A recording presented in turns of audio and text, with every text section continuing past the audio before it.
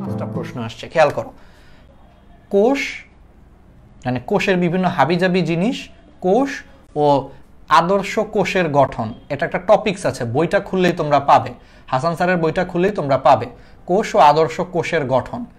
এইখান থেকেই গত 20 বছরে 5টা প্রশ্ন আসছে, আদর্শ কোষের গঠন।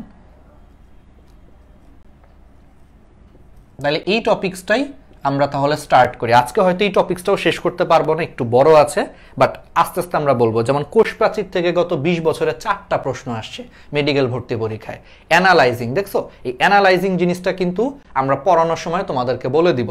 তাহলে আমার মনে হয় যে এটা করে তোমাদের প্রশ্ন প্যাটার্নও বুঝতে সুবিধা হবে। অনেক অনলাইন প্ল্যাটফর্মে হয়তোবা শুধু পড়ায়, এইগুলা কিন্তু কিছু বলে না, তোমাদের কিন্তু অনেক প্রশ্ন থাকে। আমি কিন্তু তোমাদেরকে সব কিছু একবারে টু দ্য পয়েন্টে বলতেছি। এই টপিকস থেকে গত 20 বছরে 5টা প্রশ্ন আসছে মেডিকেলে। কোষ প্রাচীর থেকে গত 20 বছরে আমরা সব পড়াবো। কোষ প্রাচীর থেকে গত 20 বছরে হলো তোমার 4টা প্রশ্ন আসছে, ঠিক আছে? আমরা তো বলেছি যে আমরা বেস্ট একটা সেবা দেওয়ার চেষ্টা করব, খালি তোমাদের হেল্প লাগবে। এখন তোমরা কতটুকু মেম্বার অ্যাড করো, কতটুকু অ্যাক্টিভ থাকো, আর আমাদের বিভিন্ন জিনিস শেয়ার করো, তার উপর ডিপেন্ড করবে। ওকে, তাহলে কোষ প্রাচীর থেকে 4টা প্রশ্ন আসছে। তো তাহলে আমরা একটু শুরু করি। তাহলে কোষ থেকে পড়তে গেলে ফার্স্টেই তোমাকে যেটা জানতে হবে যে একটা কোষের আবিষ্কারককে ফার্স্টেই জানতে হবে যে কোষ সর্বপ্রথম কে আবিষ্কার করেছে বা কে পর্যবেক্ষণ করেছে। এখানে আসলে আবিষ্কারক বলে কেউ নাই, কারণ কোষ তো আর কেউ বানায় নাই, তাই না? কোষ কেউ বানায় নাই, কোষ হলো সে কি করেছে? পর্যবেক্ষণ করেছে। আমরা বলতে পারি যে সে হলো কোষটা পর্যবেক্ষণ করেছে। এখন এখানে 2টা প্রশ্ন আছে। একটা হলো সর্বপ্রথম কোষ পর্যবেক্ষণ করেছেন হুক সাহেব। কি সাহেব? হুক সাহেব। তাহলে সর্বপ্রথম, তাহলে মনে রাখবে যে সর্বপ্রথম কোষ পর্যবেক্ষণ করেছেন হুক সাহেব, রবার্ট হুক। তাহলে তার পুরো নাম হলো রবার্ট হুক। তাহলে রবার্ট হুক সাহেব সর্বপ্রথম কোষ পর্যবেক্ষণ করেন। তাহলে যদি অবজেক্টিভে আসে যে সর্বপ্রথম কোষ পর্যবেক্ষণ করেন কে, অ্যান্সার কি হবে? Robert Hooke. আমি একটু পরে ছন্দ দিব, ঠিক আছে? তাহলে রবার্ট হুক সর্বপ্রথম কোষ পর্যবেক্ষণ করেন। তিনি কি করেছিলেন? তিনি আসলে কিছুই করেন নাই। তিনি যেই কাজটা করেছিলেন অ্যাকচুয়ালি, সেই কাজটা আসলে খুবই সিম্পল কাজ ছিল। তোমরা ওই সময় রবার্ট হুক, এইটা 1665 সালে, এই সাল ইম্পর্টেন্ট না, এটা জাস্ট পড়ানোর জন্য বলতেছি। 1665 সালে তিনি সর্বপ্রথম কোষ পর্যবেক্ষণ করেছিলেন হুক সাহেব। তো ওই সময় বোতলের যে মুখা আছে না, এখন তো আমাদের বোতলের মুখা কি প্লাস্টিক দিয়ে তৈরি, তাই না? ওই সময় বোতলের মুখাগুলা কাঠের তৈরি হইতো, মানে বোতলের যে ছিপি বলা হয়, মুখার আর একটা নাম হলো ছিপি, ছিপিগুলা কাঠের তৈরি ছিল। তো কারণ অনেক আগের জিনিস, বুঝতেই পারতেছো, 1665 সাল। তাহলে ছিপিগুলা যে কাঠের তৈরি ছিল, তো রবার্ট হুক সবসময় দেখলেন যে সেই ছিপিগুলা কিন্তু কঠিন পদার্থ, অথচ সেইগুলোর যদি আমি পানির মধ্যে ঢালি, ছিপিগুলা হলো পানির মধ্যে ভেসে থাকে। তিনি বললেন, কি রে ভাই, এটা কেমন কথা? ছিপিগুলা শক্ত জিনিস, ওরা তো পানির মধ্যে দিয়ে দিল, ডুবে যাওয়ার কথা, ও পানির মধ্যে কেন ভাসতেছে? তো ওর কাছে একদিন মনে হয়েছে, তাহলে একটা কাজ করি, কাঠের যে ছিপি আছে সেই ছিপিগুলারে স্লাইস করি। ধরো এটা হইলো তোমার একটা স্লাইস, ধরো এটা হলো একটা ছিপি, ছিপি মুখা, ঠিক আছে? একটা মুখা আঁকছি। তাহলে এটাকে সে মনে করো একটা সূক্ষ্ম স্লাইস করলো। তাহলে এই জিনিসটাকে মনে করো সূক্ষ্ম একটা স্লাইস করলো। তাহলে সূক্ষ্ম স্লাইস করে সেই স্লাইসগুলোকে তিনি অণুবীক্ষণ যন্ত্রের নিচে রেখে তিনি সেইখানে অনেকগুলো মৌমাছির মৌচাক আছে না, অনেকগুলো মৌচাকের মতো ছোট ছোট কুঠুরি দেখতে পেলাম। আমি আগেই বলি, আমার ছবি আঁকার হাত অতটা সুবিধার না, আমি তোমাদের জন্য একটু বড় করে আঁকি। ধরো অণুবীক্ষণ যন্ত্রের নিচে রেখে তিনি বড় করে, এই যে এরকম অনেক অনেক জিনিস দেখতে পেলেন ওই ছিপির ওই স্লাইসের মধ্যে। এই যে এরকম মৌমাছির মৌচাকের মতো দেখতে পেলেন, যেখানে অনেকগুলো ছোট ছোট এরকম ঘরের মতো কুঠুরি আছে। এখন এই কুঠুরিগুলোকে তৎকালীন সময়ে সেল নামে ডাকা হতো, সেল বা কুঠুরি। সেখান থেকে রবার্ট হুকো এই জিনিসটার নাম দিলেন হলেন সেল। সেইখান থেকে হলো তোমার কোষের নাম হয়েছে সেল। বুঝতে পারছো?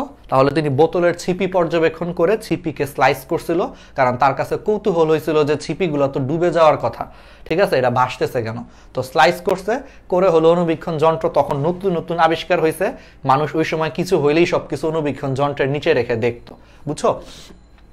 তো তিনিও অনুবীক্ষণ যন্ত্রের নিচে রেখে দেখে এরকম অসংখ্য কুঠুরি পাইছে, ছোট ছোট মৌমাছির চাকের মতো জিনিস পাইছে, যেগুলোর তৎকালীন সময় সেল নামে পরিচিত ছিল। ওই যে কয়েদিরা জেলখানায় থাকে না, কি বলে, সেল বলে, ওই যে ছোট ছোট কামরাগুলারে সেল বলে, ওই তো সেল বলতো। ওই তার কাছে ওই রকম মনে হয়েছে, সেইটার নাম দিয়ে দিছে হলো সেল, যার বাংলা পরবর্তীতে কি করা হয়েছে, কোষ। ঠিক আছে, এখান থেকেই আসছে যে কোষের ইংলিশ হলো সেল। বুঝতে পারছো? আচ্ছা, এখন একটা জিনিস খেয়াল করো, রবার্ট হুক, এখন একটু বুঝার আছে বেসিক। রবার্ট হুক কাঠ দেখছে না, কাঠে কি ছিল তোমরাই বলো তো? কাঠে কিন্তু আলটিমেটলি তোমার কোষ প্রাচীর ছিল, কারণ কাঠ মানে কি, মৃত। কারণ উদ্ভিদরে আমরা কাইটা মাইটা অলরেডি কেটে ফেলছি, ওইখান থেকে আমরা ভিতরের কাঠ পাইছি, তার মানে কাঠ মানে কিন্তু মৃত জিনিস। তাহলে কাঠ যদি মৃত হয়, তাহলে এখানে যে সে যে জিনিসটা পাইছে এটা আসলে কোষ, ঠিক আছে, এটা অ্যাকচুয়ালি তাহলে বাস্তব কোষ ছিল না। তার মানে তিনি আসলে কি ধরনের কোষ পর্যবেক্ষণ করেছিলেন, মৃত কোষ পর্যবেক্ষণ করেছিলেন। কেন? তোমরা খুব ইজিলি নিশ্চয়ই বুঝতে পারতেছো, কারণ ভাইয়া কাঠ কখন পাওয়া যায়, গাছ কাইটেই তো কাঠ পাওয়া যায়, তার মানে গাছ কত আগে কাইটা ফেলাইছে, তাহলে এখানে কি ওই কোষগুলা কি বাইচা আছে, একটাও নাই। তাহলে তিনি অ্যাকচুয়ালি মৃত কোষ পর্যবেক্ষণ করেছিলেন। তাহলে আমারে বলো তো, ডিউতে একবার প্রশ্ন আসছিল, দেখি তোমরা পারো কিনা, কমেন্টে লেখো যে সর্বপ্রথম মৃত কোষ পর্যবেক্ষণ করেন কে। তাহলে অ্যান্সার কি হবে, রবার্ট হুক। তাহলে যদি পরীক্ষায় আসে সর্বপ্রথম কোষ পর্যবেক্ষণ করেন কে, তাও রবার্ট হুক। সর্বপ্রথম মৃত কোষ পর্যবেক্ষণ করেন কে, তাও রবার্ট হুক। এখন একটা বেসিক মনে রাখবা যে মৃত কোষে আসলে কিছুই সে দেখে নাই, সে শুধুমাত্র কি দেখছে বলতো, কোষ প্রাচীর দেখছে। খুবই ইম্পর্টেন্ট, সে আসলে অ্যাকচুয়ালি সেখানে কি দেখেছে, কোষ প্রাচীর দেখেছে। আমি একটু মুছি এই জিনিসটা, একটু মুছি, আমি এখানে লিখি। তার মানে সে অ্যাকচুয়ালি এখানে কোষ প্রাচীর দেখছে, আর কিচ্ছু দেখে নাই। কেন কোষ প্রাচীর দেখছে? কারণ তোমরা সারা জীবন মনে রাখবে, এই কোষ প্রাচীর হইল এটা একটা জড় বৈশিষ্ট্য। কোষ প্রাচীর তাহলে কি ধরনের বৈশিষ্ট্য, জড় বৈশিষ্ট্য।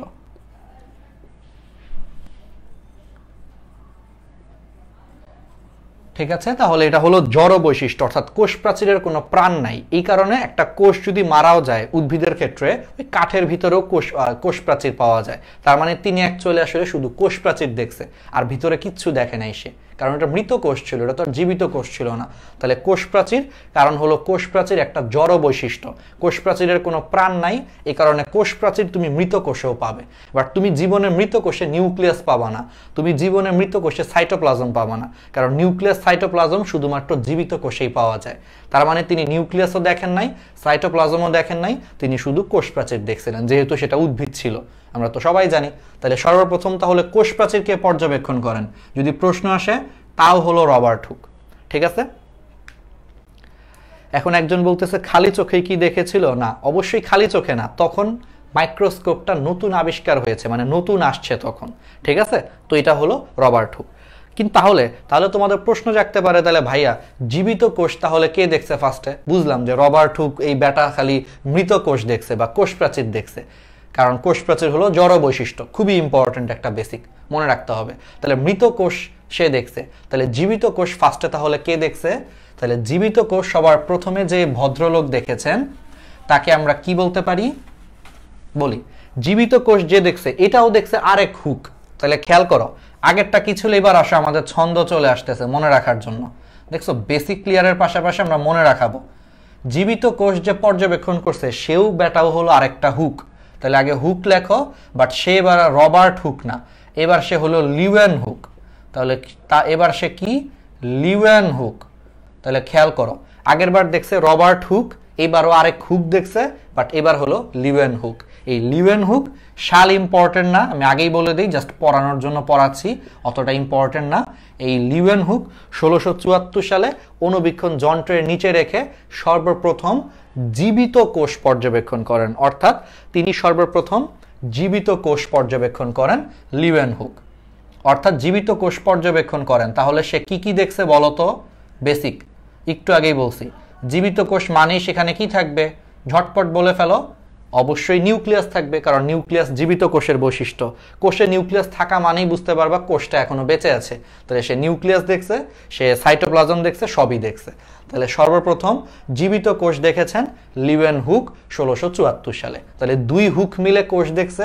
রবার্ট হুক হইল মৃত কোষ দেখছে বা সর্বপ্রথম কোষ দেখছে। যেহেতু কোষ প্রাচীর কোষেরই একটা অংশ, এই জন্য বলা হয় যে তিনি সর্বপ্রথম কোষ দেখেছেন। আর আরেক হুক অর্থাৎ লিউয়েনহুক, এই ব্যাটা হলো সর্বপ্রথম জীবিত কোষ দেখছে 1674 সালে। তাহলে 2 হুক দিয়ে 2টা তথ্য মনে রাখতে পারবা, খুবই ইজি। তাহলে এবার আসো, বায়োলজি থেকে তো ডিউতেও প্রশ্ন আসে। ঢাকা বিশ্ববিদ্যালয়ে একটা বছর প্রশ্ন আসছে যে ভাইয়া তাহলে সর্বপ্রথম জীবিত কোষ কোন বিজ্ঞানী পর্যবেক্ষণ করেছিলেন? তাহলে অ্যান্সার কি হবে? লিউয়েনহুক সর্বপ্রথম জীবিত কোষ দেখেছিলেন। ঠিক আছে, ওকে।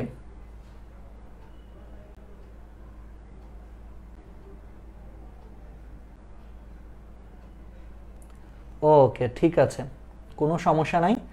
তাহলে আশা করি তোমরা বুঝতে পারতেছো। তাহলে এই জিনিসগুলো লাগবে, এবং আমরা কিন্তু এগুলোর পিডিএফ দিয়ে কিন্তু এক্সাম নিব। ঠিক আছে, এটা পুরোপুরি একটা মেডিকেলের জন্য এটা একটা গাইডলাইন হতে যাচ্ছে, এবং এটা সবার জন্য 21, 22, 23 সবার জন্য এটা ইম্পর্টেন্ট আর কি। ঠিক আছে, আমরা মাঝে মাঝেই হলো তোমার এক্সাম নিব, পিডিএফ নিব, তোমাদেরকে গাইডলাইন সব কিছু দিব, যেন তোমরা অনেক বেশি যেন সাপোর্ট পাও এখান থেকে।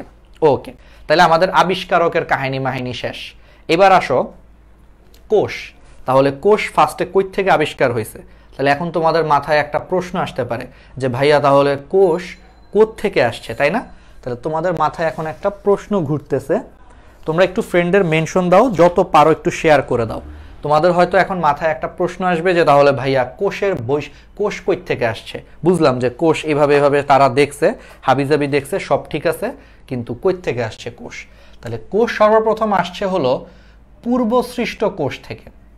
তোমরা 9-10-এ এটা একটু মনোযোগ দাও, এখানে একটা টার্ম আছে। তাহলে পূর্ব সৃষ্ট কোষ থেকেই নতুন কোষ আসছে, তাই না? কোষ থেকেই নতুন কোষ এসেছে। আমি দিয়ে লিখছি, তোমরা একটু বুঝে নিও। তাহলে পূর্ব সৃষ্ট কোষ থেকেই নতুন কোষ এসেছে। ঠিক আছে, তার মানে কোষগুলো আগে থেকে কিন্তু পৃথিবীতে এক্সিস্ট করতো না। একটা জিনিস চিন্তা করো, পৃথিবীতে কোষ যদি না থাকে তাহলে সেখান থেকে কি নতুন কোষ হওয়া কি সম্ভব? সম্ভব না। কিন্তু ব্যাপারটা অনেকটা কিসের মতো, মানে ধরতে পারো যে ব্যাপারটা অনেকটা ডিম আর মুরগির কথা ধরতে পারো। ওই যে অনেকে বলে না যে ডিম আগে নাকি মুরগি আগে। আমার কাছে সিম্পল মনে হয় যে হয়তো বা আগে ডিম আসছে, ডিম থেকে হয়তো মুরগি হয়েছে, বা আগে মুরগি আসছে, মুরগি থেকে ডিম হয়েছে। এই দুইটার যে কোনো একটা তো হবে, তাই না? বাট কিছু তো একটা আসছে, হয় আগে ডিম আসছে, নয়তো আগে মুরগি আসছে, কিছু তো একটা আসছে। তাহলে বিজ্ঞানীরা দেখছে যে এখন যত কোষ উৎপন্ন হয় সেগুলো কিন্তু পূর্ব সৃষ্ট কোষ থেকেই নতুন কোষ হয়।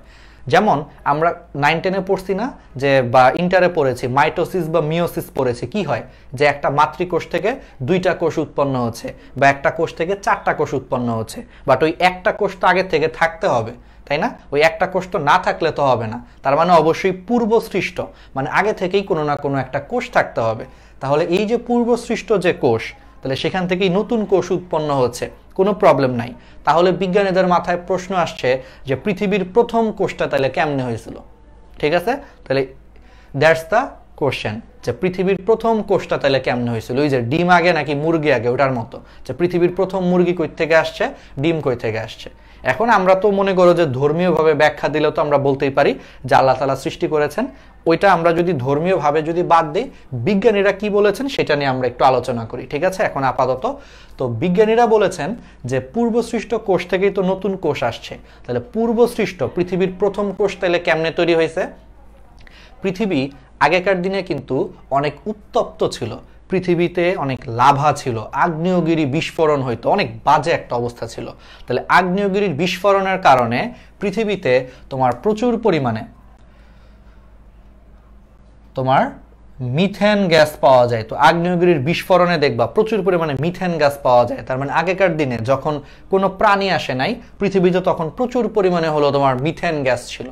এখন আবার কেউ প্রশ্ন করে না যে ভাই এই মিথেন গ্যাস কই থেকে আসছে, তাইলে আর আমরা আগাইতে পারবো না। আমরা ধরে নিই যে মিথেন গ্যাস ছিল। ঠিক আছে, তাহলে মিথেন গ্যাস আসছে সাথে পৃথিবীতে তখন প্রচুর পরিমাণে অ্যামোনিয়া ছিল, হাইড্রোজেন তো আগে থেকেই ছিল, আর একটা জিনিস পৃথিবীতে সারা জীবনই ছিল, সেটা হলো পানি। পানি বা জলীয় বাষ্প যাই বলো, তাহলে এই চারটা জিনিস একেবারে প্রথম দিকে পৃথিবীতে ছিল। তো বিজ্ঞানীদের ধারণা, ওকে,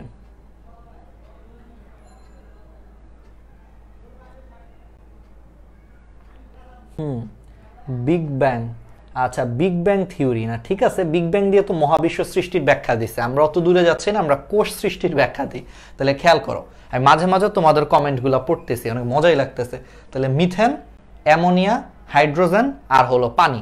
তাহলে এই চারটা জিনিস বিজ্ঞানীদের ধারণা, এবং পরবর্তীতে ল্যাবরেটরিতেও তারা দেখেছেন উড়ন্ত মিল। এটা আমি মনে রাখতাম সবসময়, উড়ন্ত মিল দিয়ে। কি দিয়ে মনে রাখতাম? উড়ন্ত মিল। মিল মানে হলো মিল কারখানা, আর উড়ন্ত মিল মানে উঠতেছে যেই মিল। আচ্ছা, উড়ন্ত মিল দিয়ে মনে রাখতাম হলো, উড়ন্ত মানে হলো উড়ে, বিজ্ঞানী উড়ে, আর মিল দিয়ে আমি মনে রাখতাম হলো মিলার। তাহলে উড়ন্ত মিল মানে হলো উড়ে অ্যান্ড মিলার। এই দুইজন বিজ্ঞানী সর্বপ্রথম তারা প্রমাণ করেন যে ল্যাবরেটরিতে এই চারটা গ্যাসের মধ্যে তারা বজ্রপাত করেন বা ইলেকট্রন প্রবাহ চালনা করেন। দেখেন যে এই চারটা গ্যাস একসাথে মিলে অ্যামাইনো অ্যাসিড তৈরি করে। কি তৈরি করে? অ্যামাইনো অ্যাসিড তৈরি করে। তাহলে কারা ফার্স্ট এটা দেখাইলেন? উড়ন্ত মিল, যেই মিলটা উঠতেছে মানে উড়ে, অ্যান্ড মিল মানে হলো মিলার। তাহলে উড়ে অ্যান্ড মিলার নামক দুইজন ভদ্রলোক এই চারটা গ্যাসকে একসাথে করে ল্যাবে হলো তারা ইলেকট্রন প্রবাহ করছে, তারা বজ্রপাত করছে, দেখছে যে সেখান থেকে কি পাওয়া গেছে? অ্যামাইনো অ্যাসিড পাওয়া গেছে। তার মানে মানুষের ধারণা হইলো তাহলে আগেকার দিনে যেই যে চারটা যে গ্যাস ছিল, এই চারটা গ্যাস যখন ছিল তখন পৃথিবীতে নিশ্চয়ই অনেক বজ্রপাত হইতো। তাহলে সেই বজ্রপাতের কারণে এই চারটা গ্যাস একসাথে হয়ে তোমার জিনিসটা কি হয়ে গেছে? অ্যামাইনো অ্যাসিড হয়ে গেছে। এই চারটা মিলে হলো তোমার অ্যামাইনো অ্যাসিড হয়েছে। ঠিক আছে? Amino acid. অ্যামাইনো অ্যাসিড জিনিসটা কি? অ্যামাইনো অ্যাসিড হলো এমন একটা অ্যাসিড, আমি বলি তোমরা যদি জৈব যৌগ পড়ো তোমরা বুঝবে। এটা হলো এমন একটা অ্যাসিড যে অ্যাসিডের একই কার্বনে তোমার অ্যামিন মূলকও আছে, আবার হলো তোমার কার্বক্সিলিক মূলকও আছে। এই দুইটা যদি থাকে সেটা হলো অ্যামাইনো অ্যাসিড। ওই দিকে আর আমরা গেলাম না, এখন জৈব যৌগের ক্লাস না, আপাতত এটা আমরা স্কিপ করি। তাহলে মনে রাখতে পারো যে অ্যামাইনো অ্যাসিড হলো সংকেতটা। আচ্ছা, যদি কেউ জানতে চাও যে ভাই এটা দেখতে সংকেতটা কিরকম, আমি লিখে দিই। এটা হলো কার্বন, তাহলে সেই কার্বনের একটা হাতে হলো তোমার কার্বক্সিলিক মূলক থাকবে। এই জন্য বলি যে 9-10-এর বেসিক অনেক ইম্পর্টেন্ট। যাদের বেসিক উইক তারা চাইলে আমাদের এসএসসি ব্যাচের পেজে ক্লিক করতে পারো বা মেসেজ দিতে পারো, কারণ আমরা কিছু বেসিক চ্যাপ্টার পড়াচ্ছি। তাহলে এটা হলো কার্বক্সিলিক অ্যাসিড, এটা হলো তোমার আলটিমেটলি কার্বন, আর এটা হলো অ্যামিনো মূলক। এই যে NH2 হলো অ্যামিনো মূলক, আর এখানে একটা হাইড্রোজেন থাকবে, নিচে একটা হাইড্রোজেন থাকবে, আর এই পাশে হইলো একটা অ্যালকাইল মূলক থাকবে। অ্যালকাইল মূলক যেমন এটা মিথেন, তো মিথাইল মূলক থাকতে পারে। এগুলো সবগুলো বেসিক আমরা জৈব যৌগে 9-10-এ পড়ার কথা, আপাতত আর আমরা স্কিপ করি। হ্যাঁ, এটাই হলো একটা অ্যামাইনো অ্যাসিড। তার মানে একটা অ্যামাইনো অ্যাসিডে একই কার্বনে COOH মূলকও থাকবে, আবার NH2 মূলকও থাকবে। এটাকে বলা হয় অ্যামিন, অ্যামিনের মূলক, আর এটা হলো জৈব অ্যাসিডের মূলক। এটা যদি থাকে তখন সেই যৌগটার নাম হয়ে যায় অ্যামাইনো অ্যাসিড। ঠিক আছে, সংক্ষেপ বেসিক আর কি। ওকে, এখন তাহলে এই জিনিসটা, তাহলে ফার্স্টে এগুলার চারটারে বজ্রপাতের কারণে পৃথিবীতে ফার্স্টে অ্যামাইনো অ্যাসিড পাওয়া গেছে। এখন অ্যামাইনো অ্যাসিড পাওয়া গেলে সুবিধাটা কি? অ্যামাইনো অ্যাসিড যদি কোনো কারণে পাওয়া যায়, বলো তো সেখান থেকে কি পাওয়া যাবে? কি পাওয়া যাবে বলো তো? 9-10-এর জিনিস চিন্তা করো। অ্যামাইনো অ্যাসিডগুলা নিজেরা নিজেদের সাথে যুক্ত হয়ে বলো তো কি তৈরি করে? প্রোটিন তৈরি করে। এক্স্যাক্টলি, অ্যামাইনো অ্যাসিডের পলিমার বিক্রিয়ার মাধ্যমে, পলিমারাইজেশন। খনিজ সম্পদ এবং জীবাশ্ম চ্যাপ্টার যারা যারা ফাঁকি দিছ ওদের কিন্তু কপালে দুঃখ আছে, যদি মানে 21 ব্যাচের জন্য বলতেছে, আর ইন্টারের পোলাপাইন এগুলা পারা উচিত 22-23 ব্যাচের। তাহলে অ্যামাইনো অ্যাসিডের যে পলিমার, তাহলে সে পলিমারকরণ বিক্রিয়ার মাধ্যমে হলো তোমার পরবর্তীতে কি পাওয়া গেছে?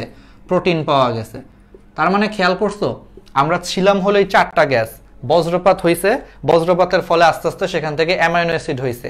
অ্যামাইনো অ্যাসিড যে একটা হয়ে গেছে, পরবর্তীতে এরকম আরো অনেকগুলো অ্যামাইনো অ্যাসিড মিলে নিজেরা নিজেদের সাথে যুক্ত হয়ে বিজ্ঞানীদের ধারণা অনুযায়ী পৃথিবীতে প্রথম কি তৈরি করে ফেলছে? প্রোটিন তৈরি করে ফেলছে। ঠিক আছে, তাহলে পৃথিবীতে প্রথম প্রোটিন তৈরি করা হয়ে গেছে। তারপরে কি হয়েছে? এই প্রোটিন থেকে খেয়াল করি, একটি ইম্পর্টেন্ট, এখান থেকে একটা ইম্পর্টেন্ট টার্ম আসে, সৃজনশীলের খর একটা প্রশ্ন আসে, বলবো। তাহলে পৃথিবীতে প্রথম প্রোটিন তৈরি হয়ে গেছে। তারপরে সেই প্রোটিনটা কি হয়েছে, সেই প্রোটিন থেকে পরবর্তীতে আস্তে আস্তে কাহিনী মাহিনী কইরা সেই প্রোটিন থেকে হলো আরএনএ তৈরি হয়ে গেছে। আরএনএ, রাইবোনিউক্লিক অ্যাসিড, এই আরএনএ তৈরি হয়ে গেছে এবং সেই আরএনএ সর্বপ্রথম একটা কোষ হিসেবে কোথায় চলে গেছে, ভাইরাসের মধ্যে চলে গেছে। অর্থাৎ পৃথিবীতে সবার প্রথমে আমরা যেই প্রাণীগুলোকে আমরা পেয়েছি সেটা হইলো আরএনএ ভাইরাস। ক্লিয়ার? কারণ তোমরা জানো যে ডিএনএ আরএনএ মানেই সেখানে প্রাণীর কিছু একটা থাকবে। তাহলে সর্বপ্রথম প্রোটিন, সেই প্রোটিন থেকে কোনো কারণে কাহিনী টাহিনী কইরা এক সূত্র বিশিষ্ট আরএনএ তৈরি হয়েছে এবং সেখান থেকে আরএনএ ভাইরাস হয়ে গেছে। তাহলে আরএনএ ভাইরাসটা পৃথিবীতে বিজ্ঞানীদের ধারণা অনুযায়ী প্রথম মনে করো যে মানে কিছু একটা জিনিস, কিন্তু এটা তো একেবারেই অনুন্নত। কারণ আমরা জানি যে আমাদের কোষে কি থাকে, আমাদের কোষে হইলো তোমার ডিএনএও আছে, আরএনএও আছে, সবই আছে। তাহলে শুধু আরএনএ উৎপন্ন হইলো তো আর আমরা হইতে পারতাম না আজকে, হতে পারতাম না। শুধু আরএনএ উৎপন্ন হইলো তো আমরা আজকে জন্মাইতে পারতাম না, আমাদের তো ডিএনএও লাগবে। পরবর্তীতে দেখা গেছে যে আরএনএ যেহেতু হয়ে গেছে, বাকিটা বিজ্ঞানীরা ধারণা করেছে যে পরবর্তীতে আরএনএ গুলো আরো কিছু জটিল বিক্রিয়ার মাধ্যমে এক সূত্রক আরএনএ দ্বিসূত্রক কিসে কনভার্ট হয়েছে, ডিএনএ তে কনভার্ট হয়ে গেছে। ব্যাস। আর যে একবার আরএনএ থেকে তোমার আলটিমেটলি ডিএনএ তে কনভার্ট হয়ে গেছে, সাথে হইলো তোমার আরো অনেক কিছু চলে আসছে, আস্তে আস্তে একটা পূর্ণাঙ্গ কোষে পরিণত হয়ে গেছে। বুঝতে পারছো? তাহলে কিভাবে আসছে? তাহলে প্রোটিন থেকে আরএনএ, যেখান থেকে আরএনএ ভাইরাস হয়েছে, আবার সেই আরএনএ গুলো অনেক জটিল বিক্রিয়ার মাধ্যমে এক সূত্রক আরএনএ থেকে তোমার দ্বিসূত্রক মনে করো তোমার ডিএনএ হয়ে গেছে। আর ডিএনএ যেই হয়ে গেছে, কোষের বাকি উপাদানগুলো আস্তে আস্তে তৈরি হয়ে এই ডিএনএটা কোষে চলে গেছে এবং পৃথিবীতে প্রথম তোমার প্রোক্যারিওটিক বা আদিকোষী প্রাণী পাওয়া গিয়েছিল। এই কারণে প্রোক্যারিওটিক বা আদিকোষী, যেমন অ্যামিবা টাইপের প্রাণীগুলো পরবর্তীতে উৎপন্ন হয়েছে। ঠিক আছে? একজন বলতেছে অ্যামাইনো অ্যাসিড কি জৈব যৌগ? হ্যাঁ, এক্স্যাক্টলি, অ্যামাইনো অ্যাসিড জৈব যৌগ। ওই যে জৈব অ্যাসিডের কার্যকরী মূলক আছে, অ্যামিনো মূলক আছে, এটা অবশ্যই জৈব যৌগ। ঠিক আছে? তাহলে ডিএনএ থেকে পরবর্তীতে কি হয়েছে, প্রথমে আদিকোষী বা প্রোক্যারিওটিক প্রাণী পাওয়া গেছে। ঠিক আছে? কিন্তু আমরা তো প্রোক্যারিওটিক না, আমরা কি আদিকোষী? আমরা তো আদিকোষী না, আমরা তো ইউক্যারিওট বা প্রকৃত কোষী। তাহলে সেটা কিভাবে হয়েছে? তাহলে ডিএনএ থেকে ফার্স্টে হলো প্রোক্যারিওটিক জিনিস হয়েছে বা আদিকোষী কাহিনী হয়েছে, পরে সেই প্রোক্যারিওটিক বা যে আদিকোষী জিনিস, সেইখানে এখন দুইটা ঘটনা ঘটছে। তাহলে এইটুকু পর্যন্ত আমরা ক্লিয়ার। এখন বাকিটা আমাদের একটু ইম্পর্টেন্ট। এতক্ষণ মনে করো যে তোমরা একটা গল্প শুনছো, আমি পরে আবার রিপিট করব কিভাবে কি হয়েছে। এখন আসো, তাহলে আমাদের আদিকোষী প্রাণী বা প্রোক্যারিওটিক হয়ে গেছে। তাহলে ধরো এটা হলো আমাদের কোষ, এখানে এখন মনে করো এরকম বৃত্তাকার ডিএনএ চলে আসছে, বৃত্তাকার ডিএনএ বা ডিএনএ চলে আসছে। ঠিক আছে? ডিএনএ আসছে মানে আস্তে আস্তে এখানে নিউক্লিয়াস আসছে, সবই ঠিক আছে।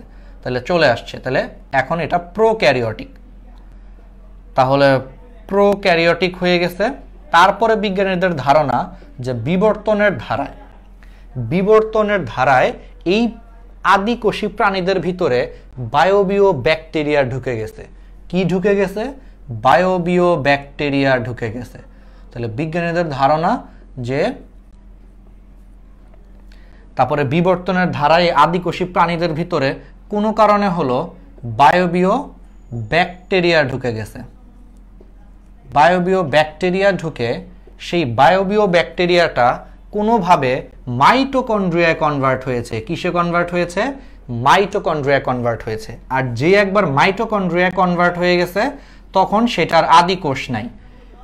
তোমাদেরকে একটু 9-10-এর বেসিক ক্লিয়ার করি। বলো, আদিকোষে তোমার শুধুমাত্র কোন কোষীয় অঙ্গাণু পাওয়া যায় বলতে পারবে? আদিকোষে শুধুমাত্র কিন্তু রাইবোজোম পাওয়া যায়, আর কিছু কিন্তু পাওয়া যায় না। তাহলে এই জন্য বিজ্ঞানীদের ধারণা যে ফার্স্টে এটা আদিকোষ ছিল, পরবর্তীতে বায়োবিও ব্যাকটেরিয়া সেই আদিকোষের ভিতরে ঢুকে বিবর্তনের ধারায় আস্তে আস্তে সেই বায়োবিও ব্যাকটেরিয়াটা মাইটোকন্ড্রিয়া কনভার্ট হয়ে গেছে। আর যে একবার কোষের ভিতরে মাইটোকন্ড্রিয়া চলে আসছে, মানে তখন সেটার আদিকোষ নাই, কারণ আদিকোষে কখনোই মাইটোকন্ড্রিয়া পাওয়া যায় না। তখন সেটা আদিকোষের জায়গায় প্রকৃত কোষ বা ইউক্যারিওটিক সেল হয়ে গেছে। ইউক্যারিওটিকের বাংলা হলো প্রকৃত কোষ। একটা জিনিস ক্লিয়ার করি তোমাদের, প্রোক্যারিওটিক, খেয়াল করো, প্রোক্যারিওটিক আর আরেকটা হলো ইউক্যারিওটিক। প্রো মানে হলো আদি, প্রো মানে হলো আদি, আর ক্যারিয়ন কথাটার মানে হলো নিউক্লিয়াস। তাহলে এই যে এখানে যে ক্যারিয়ন, এই ক্যারিয়ন কথাটার মানে হলো নিউক্লিয়াস। ঠিক আছে, তোমরা কিন্তু নোট করো, আমাদের নোট শেয়ারিং গ্রুপও আছে, শেয়ার করতে পারো। তাহলে ক্যারিয়ন কথাটার মানে হলো নিউক্লিয়াস, আর প্রো মানে হলো আদি। তাহলে প্রোক্যারিওটিক কথাটার মানে হলো আদি নিউক্লিয়াস। তোমরা চাইলে আমাদের আজকের ক্লাসটা কিরকম হয়েছে সেটার উপর ভিত্তি করে আমাদের এই গ্রুপে হলো ক্লাস রিভিউ দিতে পারো। আমাদের এই যে মেডিস্টেশন গ্রুপটাতে তোমরা ক্লাস রিভিউ দিতে পারো। ঠিক আছে, তাহলে প্রোক্যারিওটিক বা আদি নিউক্লিয়াস, আর ইউক্যারিওটিক, ইউ মানে হলো প্রকৃত, ইউ মানে হলো প্রকৃত মানে আসল, আর ক্যারিয়ন মানে হলো নিউক্লিয়াস। তাহলে ইউক্যারিওটিক মানে হলো প্রকৃত নিউক্লিয়াস যুক্ত প্রাণী বা তোমার কি আসল মানে আসল নিউক্লিয়াস যুক্ত প্রাণী। ঠিক আছে, তাহলে মনে থাকবে। তাহলে প্রো মানে হলো আদি, ক্যারিয়ন মানে নিউক্লিয়াস, প্রোক্যারিওটিক মানে হলো আদি নিউক্লিয়াস যুক্ত কোষ, আর ইউ মানে হলো প্রকৃত, আর ক্যারিয়ন তো নিউক্লিয়াস। তাহলে ইউক্যারিওটিক মানে হলো প্রকৃত নিউক্লিয়াস বিশিষ্ট কোষ। তাহলে খেয়াল করো, তখন এটা আস্তে আস্তে মাইটোকন্ড্রিয়া আসার কারণে প্রোক্যারিওটিক সেলটা এখন প্রকৃত কোষে রূপান্তর হয়েছে। ঠিক আছে, প্রকৃত কোষ, এবং সেটা কি হয়ে গেছে? প্রকৃত প্রাণী কোষ হয়ে গেছে। কেন এটাকে আবার আমরা প্রাণী কোষ বলতেছি? কারণ এটা যদি উদ্ভিদ কোষ হইতো, তার ভিতরে কি থাকতো বলো? ক্লোরোপ্লাস্ট থাকতো, কারণ ক্লোরোপ্লাস্ট হলো উদ্ভিদের ভিতরে থাকে। তাহলে এটা হলো তোমার প্রকৃত প্রাণী কোষ হয়ে গেছে। দেন তারপরে বিজ্ঞানীদের ধারণা অনুযায়ী আরেকটা ব্যাকটেরিয়া ঢুকছে। ওই যে ওরা একটা দিতে হবে কিছু একটা, তাহলে আরেকটা ব্যাকটেরিয়া ঢুকছে, যেটা হইলো তোমার কি ফটোসিনথেটিক ব্যাকটেরিয়া, মানে যারা হলো নিজের খাদ্য নিজে তৈরি করতে পারে, এরকম ফটোসিনথেটিক ব্যাকটেরিয়া। আর এখন তোমরা বলতে পারো যে ভাইয়া ব্যাকটেরিয়া কই থেকে আসছে? ব্যাকটেরিয়া তো আদিকোষ, তো আদিকোষটা আগেই উৎপন্ন হয়েছিল, আদিকোষটা আগে থেকেই ছিল, তো এই জন্য আদিকোষটা আসতেই পারে, সমস্যা নাই। তাহলে এই প্রকৃত যে প্রাণী কোষ, সেখানে পরবর্তীতে ফটোসিনথেটিক ব্যাকটেরিয়া ঢুকছে, ঢুইকা সেটা আস্তে আস্তে ক্লোরোপ্লাস্টে কনভার্ট হয়ে গেছে। ক্লোরোপ্লাস্টে কনভার্ট হয়ে গেছে, তখন সেটা প্রাণী কোষ, মানে প্রাণী কোষ তো প্রাণী কোষই, সেখান থেকে পরবর্তীতে উদ্ভিদ কোষও চলে আসছে। তার মানে ফটোসিনথেটিক ব্যাকটেরিয়া ঢুকার আগে এটা প্রাণী কোষ ছিল, যেখান থেকে বর্তমানে হলো আমরা হইছি, মানে আধুনিক প্রাণীগুলো আসছে। আর ওই প্রাণী কোষের কিছু কিছু প্রাণী কোষে তোমার আবার এক্সট্রা করে ফটোসিনথেটিক ব্যাকটেরিয়া ঢুকছে, ঢুকে সেটা আস্তে আস্তে ক্লোরোপ্লাস্টে পরিণত হয়ে সেটা হলো উদ্ভিদ কোষ হয়ে গেছে, যেখান থেকে পরবর্তীতে যে আমরা মানে উদ্ভিদ গাছপালাগুলো আসছে। ঠিক আছে, এই যে তাহলে প্রকৃত কোষে এই যে বায়বীয় ব্যাকটেরিয়া ঢুকে যে তোমার মাইটোকন্ড্রিয়া হয়ে অবস্থান করতেছে, আর প্রকৃত প্রাণী কোষে এই যে তোমার হলো ফটোসিনথেটিক ব্যাকটেরিয়া ঢুকে ক্লোরোপ্লাস্ট হিসেবে যে অবস্থান করতেছে, এই যে মাইটোকন্ড্রিয়া এবং ক্লোরোপ্লাস্ট এই দুইটা যে তোমার আলটিমেটলি একত্রে যে অবস্থান করতেছে, এইটারে পরবর্তীতে বিজ্ঞানীরা নাম দিয়েছে হলো এন্ডোসিমবায়োসিস। কি নাম দিয়েছে? এন্ডোসিমবায়োসিস। তাহলে ক্লিয়ার? তাহলে এই টার্মটাই পড়ানোর জন্য তোমাদেরকে এত কষ্ট করছি। তাহলে এন্ডোসিমবায়োসিস কি? পরীক্ষায় প্রশ্ন আসতে পারে এন্ডোসিমবায়োসিস। তাহলে এন্ডোসিমবায়োসিস বলতে কি বোঝায় আমি একটু বলি। এন্ডো মানে হলো ভিতরে। তোমরা একটু মেডিকেল টার্মগুলো জানার চেষ্টা করবা, দেখবা পড়া অনেক ইজি লাগবে। দেখো এখানে ক্লোরোপ্লাস্ট এবং মাইটোকন্ড্রিয়া কোষের ভিতরে অবস্থান করতেছে, তাহলে এন্ডো মানে হলো ভিতরে, এন্ডো মানে হলো তোমার ভিতরে, আর সিমবায়োসিস মানে হইল সহ অবস্থান করা বা একত্রে অবস্থান করা। তাহলে সিমবায়োসিস মানে কি? সিমবায়োসিস মানে হইল একত্রে অবস্থান করা। তাহলে খেয়াল করো, তাহলে এন্ডো মানে হলো ভিতরে, আর সিমবায়োসিস মানে হলো একত্রে অবস্থান করা। তাহলে একত্রে অবস্থান। তাহলে দেখো এই প্রক্রিয়ায় কি হয়েছিল?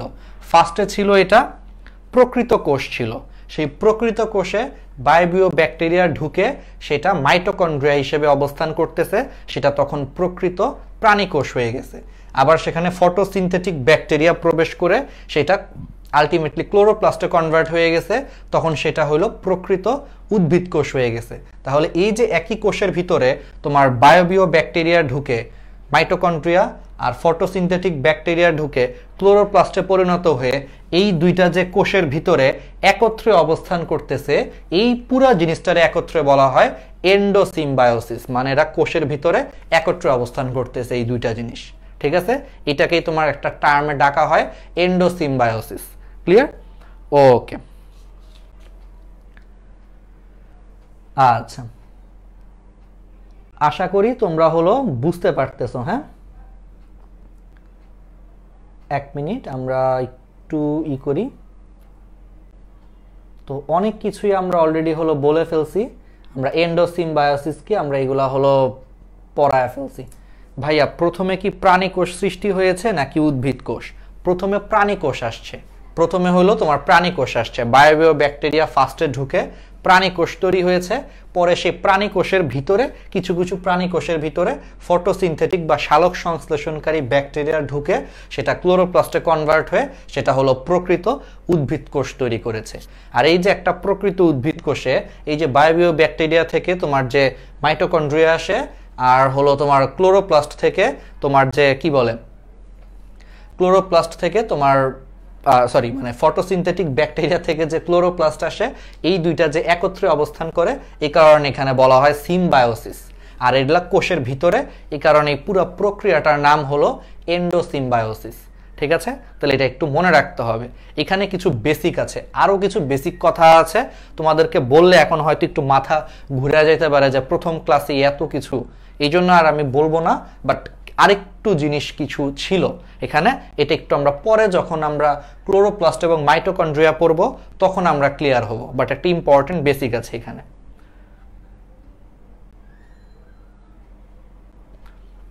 ওকে, ক্লাস রিভিউ হলো তোমরা কোথায় দিবা? ক্লাস রিভিউগুলো হলো তোমরা আপাতত আমাদের এই গ্রুপটায় দিবা। আমি তোমাদেরকে আগেই বলে দিই, ক্লাস রিভিউ কিন্তু আমরা আলটিমেটলি হলো তোমাদেরকে কি করি, ক্লাস রিভিউ হলো আমরা তোমাদেরকে হলো পুরস্কৃত করি। তো তোমরা হলো ক্লাস রিভিউটা এই গ্রুপগুলাতে হলো দিবা। প্রথম দিকে হয়তোবা আমরা হলো পুরস্কৃত নাও করতে পারি এই নতুন গ্রুপটার জন্য, কারণ প্রথম দিকে আসলে মেম্বার কম।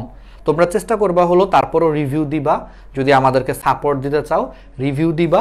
আস্তে আস্তে যখন মেম্বার আরেকটু বাড়বে দেন আমরা হলো ক্লাস রিভিউর হলো পুরস্কারও ঘোষণা করব। ঠিক আছে? আপাতত প্রথম কয়েকদিন হলো তোমাদের জন্য আমরা গ্রুপে যে ভালো করবা তার নামটা হলো আমরা বোর্ডে সুন্দর করে লিখবো যে অনেক ভালো রিভিউ দিয়েছে। ঠিক আছে? আপাতত কারণ হলো যে আমাদের আসলে আগে একটু মেম্বার বাড়ায় নিতে হবে। আর আমরা গ্রুপে হলো মডারেটর নিয়োগ দিব। যে যত ভালো করে রিভিউ দিবা, এটা তো আমাদের নতুন গ্রুপ, তাহলে সে তত ভালো মতো এই গ্রুপে মডারেটর হিসেবে কাজ করার সুযোগ পাবে। এবং মডারেটর হইলে তুমি অনেক সুযোগ সুবিধা পাবে, যেটা তোমার ওই পুরস্কারের থেকে অনেক বেশি কিছু। ঠিক আছে?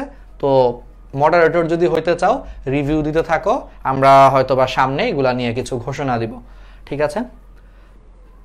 ক্লাস রিভিউ মানে এই মেডিস্টেশন গ্রুপের ক্লাসের যে রিভিউ সেটা মেডিস্টেশন গ্রুপে দিবে, সেটা অন্য গ্রুপে দেওয়ার দরকার নেই। ঠিক আছে? ওকে, তাহলে এই জিনিসটা আলটিমেটলি তোমাকে মনে রাখতে হবে। এগুলো কিছু বেসিক জিনিস ছিল। ঠিক আছে? তাহলে এন্ডোসিম্বায়োসিস কি, কিভাবে একটা কোষ উৎপন্ন হয়েছে, আশা করি ক্লিয়ার। তাহলে ফার্স্টে কি ছিল? 4টা গ্যাস ছিল, মিথেন, অ্যামোনিয়া, হাইড্রোজেন, জলীয় বাষ্প। বজ্রপাত হয়েছে, সেই 4টা গ্যাস রিঅ্যাকশন করে অ্যামাইনো অ্যাসিডে পরিণত হয়েছে। পরবর্তীতে সেই রকম অনেকগুলো অ্যামাইনো অ্যাসিড উৎপন্ন হয়ে নিজেদের সাথে বিক্রিয়ার মাধ্যমে প্রোটিন তৈরি করে ফেলছে।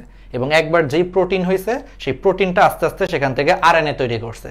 আর আরএনএ হইলো, আরএনএ থেকে প্রথম আরএনএ ভাইরাস আসছে, আবার সেই আরএনএ থেকে বিক্রিয়ার মাধ্যমে আস্তে আস্তে বুঝতেই পারতেছো ডিএনএ তে কনভার্ট হয়েছে, কারণ আরএনএ হলো 1 সূত্রক, ডিএনএ হলো 2 সূত্রক। তাহলে এরকম 2টা আরএনএ একসাথে মিলে আস্তে আস্তে ডিএনএ তৈরি করে ফেলছে। আর যেই ফার্স্টে ডিএনএ তৈরি হয়ে গেছে তখনই হলো আমাদের ফার্স্টে কি চলে আসছে, আদি কোষ বা প্রোক্যারিওটিক জীব উৎপন্ন হয়ে গেছে। পরবর্তীতে সেই প্রোক্যারিওটিক জীব থেকে আস্তে আস্তে ইউক্যারিওটিক জীব হয়েছে, সেখানে তোমার ব্যাকটেরিয়া ঢুকছে, বায়োবিও ব্যাকটেরিয়া ঢুকে মাইটোকন্ড্রিয়ায় কনভার্ট হয়ে সেটাকে প্রাণী কোষে পরিণত করেছে। আবার পরবর্তীতে সেই প্রাণী কোষের ভিতরে আবার তোমার ফটোসিনথেটিক ব্যাকটেরিয়া ঢুকে ক্লোরোপ্লাস্টে কনভার্ট হয়ে সেটাকে একটা প্রকৃত উদ্ভিদ কোষে পরিণত করে ফেলছে। আর একটা প্রকৃত উদ্ভিদ কোষে এই যে মাইটোকন্ড্রিয়া এবং ক্লোরোপ্লাস্ট, এই যে 2টা ব্যাকটেরিয়া থেকে এসে একত্রে অবস্থান করে, এই জিনিসটার আবার নাম দেওয়া হয়েছে এন্ডোসিম্বায়োসিস। এন্ডো হলো কোষের ভিতরে, সিম্বায়োসিস হলো একত্রে অবস্থান করা। ঠিক আছে? এই জন্য এটাকে এন্ডোসিম্বায়োসিস বলা হয়। ওকে, আচ্ছা, একজন হলো এসএসসি 2022। এসএসসি তো তোমার আসলে 22 ব্যাচের যদি তুমি হও, তোমার অ্যাকচুয়ালি এখন দরকার নেই আসলে। তুমি আসলে অ্যাকচুয়ালি তুমি আগের জিনিসগুলাই করো, ভালো মতো আগের ক্লাসগুলাই করো, আজকের এগুলা দরকার নাই। তোমরা পড়তে পারো, চাইলে আমাদের সাথে এমনি ক্লাস করতে পারো, নোট করে রাখতে পারো, বায়োলজিতে একটু আগায় থাকলে আর কি, এটা করতে পারো, ঠিক আছে। বাট আমি বলবো যে আচ্ছা, বায়োলজি করতে পারো যদি তোমার মেডিকেলে অনেক বেশি টার্গেট থাকে, তুমি বায়োলজি করতে পারো, কারণ কবে আসলে স্কুল খুলে এর কোনো ঠিক নাই।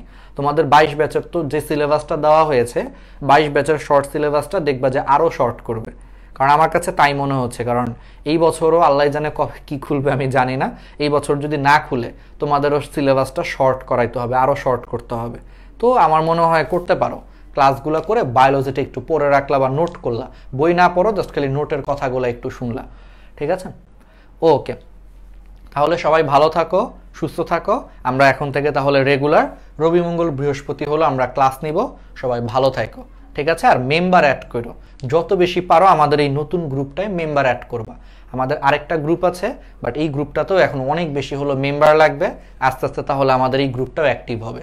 সবাইকে অনেক ধন্যবাদ। আসসালামু আলাইকুম।